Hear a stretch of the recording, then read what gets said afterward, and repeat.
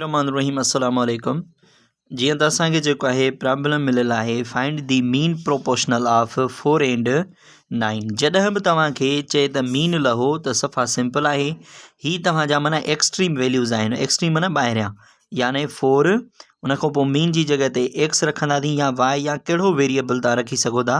उन खां पोइ प्रोपोर्शन जी निशानी हिते साॻो मीन जी जॻह ते वैल्यू रखंदो साॻो जेको असां हिते एक्स रखी आया आहियूं। जेकॾहिं वाई रखूं त हिते वाई ईंदो, ठीकु आहे। उन खां पोइ ॿाहिरों एक्सट्रीम वैल्यू जेको ॿियो आहे उहो आहे 9, छो जो हीअ असांखे माना एक्सट्रीम वैल्यू मिलियल आहे न, मीन असांखे मालूम करिणो आहे, ठीकु आहे।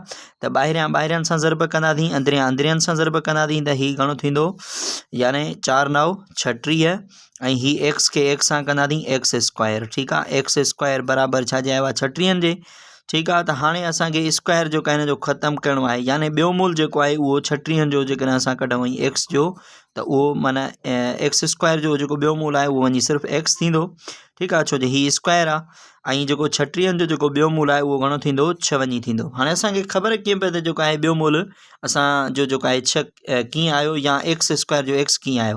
हाणे ॿियो मूल जो मक़सदु इहो हूंदो आहे त उन जो पीअर मां हिकिड़ो अदद जेको आहे खणंदा आहियूं, यानी मिसाल तौरु ईअं खणी सम्झो त हिन जा 36 जा फैक्टर कढंदासीं। हीअ 36 आहे, हिन जा जुज़ा कढंदासीं, ठीकु आहे। ॿिनि जो खोड़ हणंदासीं हिन ते, 1 ॾूं ॾूं 1 वियो हेॾे, ठीकु आहे। त हीअ थी आहे 16 त 8 ॾूं 16, ॿिनि जो खोड़ वरी पढ़ंदासीं 9 ॾूं 18।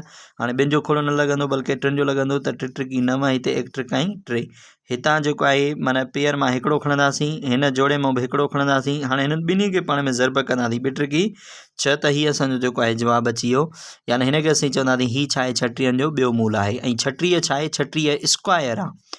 तव्हां को केरु पुछे त 36 खे छा चवंदासीं, 36 खे असां स्क्वायर यानी चोरस चवंदासीं, ठीकु आहे। ऐं जेको 6 आहे हिनखे चवंदासीं ॿियो मूल, ऐं हिनखे इंग्लिश में चइबो स्क्वायर रूट। हिनखे छा चइबो, स्क्वायर रूट।